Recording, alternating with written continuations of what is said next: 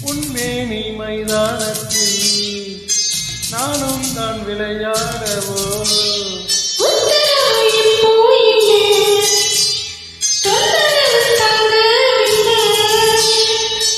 உச்சி முதல் பாதம் வரை இத்தேனவே முத்தமிட தேனும்தான் இதழில் கூறுந்தான் நானும் தான் துவைக்க வேணும்தான்